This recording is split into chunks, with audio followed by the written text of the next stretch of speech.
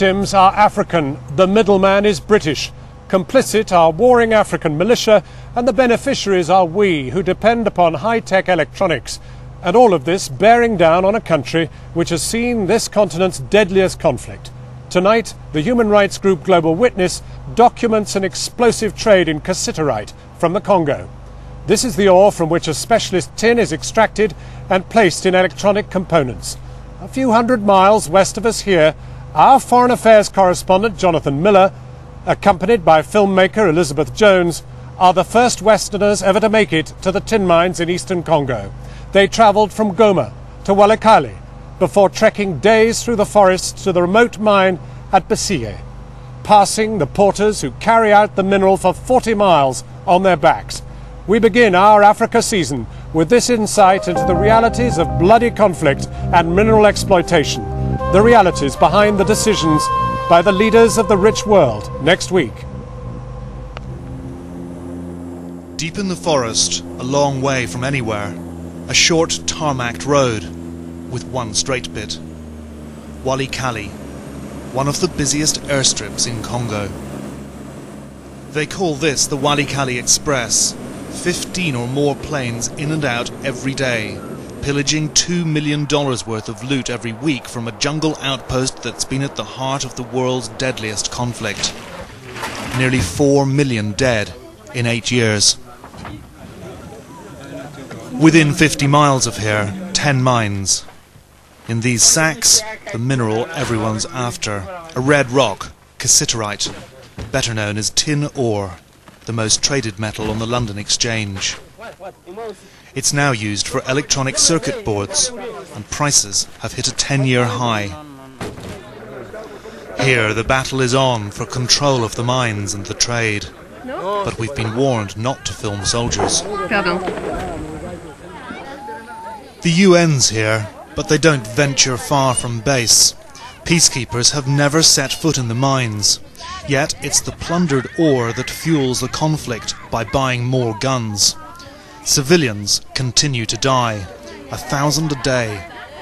The crisis festers like a tropical ulcer. There has been a lot of fighting in Walikale, and it's affected everyone. During the war, they were all forced to flee into the jungle. And you can only imagine what it was like. No water, no food, no help. There were bad times. Thousands of desperate people had abandoned their farms and fled to the mines, but few had come back.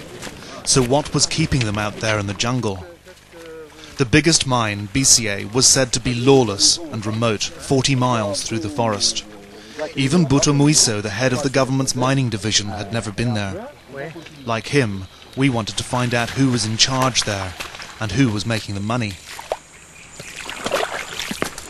We were told we might reach Besiye in 1 day, maybe 2. No Westerner has made this journey before. Throughout the trek, we were to catch fleeting glimpses of government soldiers making their way towards the mine. At Besiye, we were told, they are the predators. This primary forest was for more than a decade infested by genocidal killers and half-starved militias until they were routed by the Congolese army just a few months ago. The trail was rugged and arduous, but it's busy as a motorway. 4,000 porters ply this route, carrying sacks of rock heavier than they are. Each of their 50-kilogram packs of cassiterite is worth $400 on the world market. Government soldiers often force porters at gunpoint to carry the rocks free of charge. If they're lucky, though, they can make up to $5 a day. Prince was a merchant until the last marauding army burned and pillaged Besiye and stole all he'd earned. Like everyone else, he had to start from scratch. I'm exhausted. I am carrying 50 kilos. I have a wife and 2 children. But we don't earn much and we endure many hardships. Sometimes you end up with no pay at all. You could die along the way too. When you reach Besiye, you will see the graves of porters like me.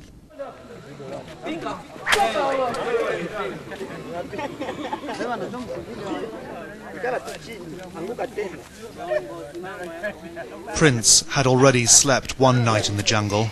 He had another 15 miles to go. If he was to make it to Walikali airstrip by sundown, he had to get moving.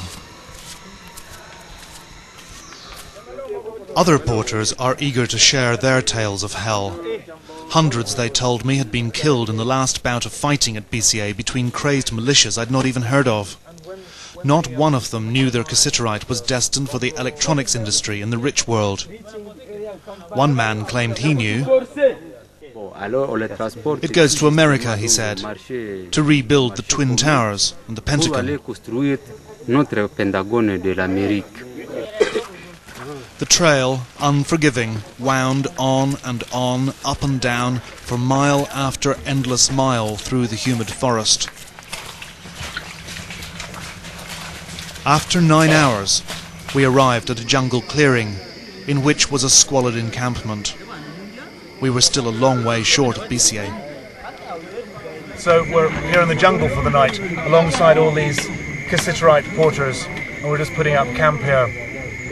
We passed hundreds of the porters on the trail today, all carrying the great big 50-kilogram sacks of rock. And I've got to say that the electronics industry for which their rocks are destined seems a million miles away from here. The dank air reeked of stale sweat and exhaustion. The porters ate their only meal of the day. It rained all night, but no one seemed to notice, for at Koba camp you sleep like the dead. At dawn, the cassiterite porters moved on, and so did we. Late morning, an ambulance passes by. Too sick to walk, this woman faces 2 or 3 days on this porter's back before she reaches a small hospital only recently reopened by Médecins Sans Frontières. 5 hours into day 2, we stumble across a graveyard in the jungle, as Prince the porter had said we would. We knew we must be close to BCA. Here lay victims of war, starvation, overwork, malaria, typhus and cholera. By a river, the first signs of mining. We've been told there are around 6,000 miners here. At this point, the trail goes straight up. No one had seen the likes of us in these parts before. As we near the top, work stops as they gather to stare. In the absence of any mine management, government soldiers rule here by gun law. By the time we'd got to the top, all the soldiers had removed their uniforms and hidden their guns. But on the way up, one member of our team grabbed this shot. Troops here can go unpaid for months. They make up for lost earnings, though. Congo's tin soldiers make a killing.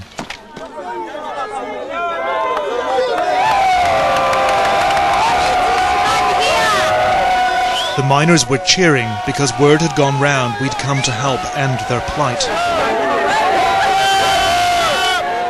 Among them, looking on, the malevolent presence of soldiers. It's just that we don't know who's who.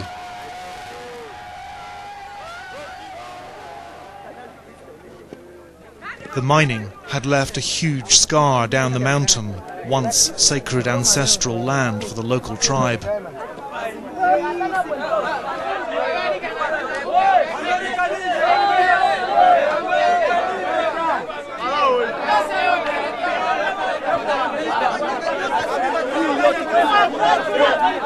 Most of the work goes on deep underground.